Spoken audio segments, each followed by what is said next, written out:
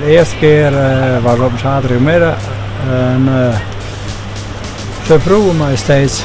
En, maar ja, er was toen al het idee van meisjes voetballen met het.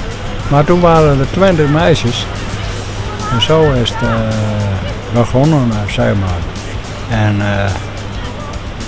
nou we de eerste jaar geen competitie, alleen oefenen.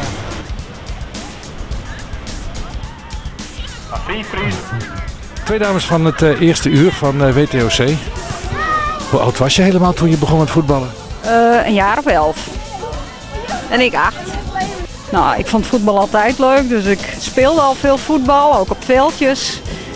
En er was niet zoveel in Oudwoude te doen. En dus zo heeft mijn vader het bedacht om hier een meisjesvereniging op te richten, of een meisjesteam. Een meisjesteam, 35 jaar geleden. Dat was toch heel bijzonder?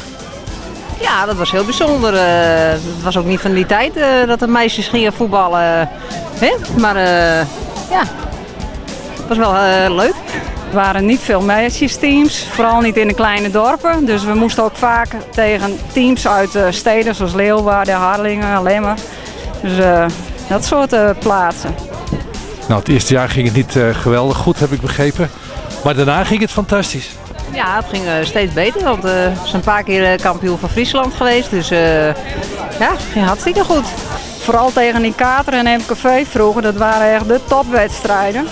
En ik weet nog goed dat, dat we toen een scheidsrechter hier hadden, die liet net zo lang doorvoetballen totdat wij scoorden. Dat weet ik nog goed.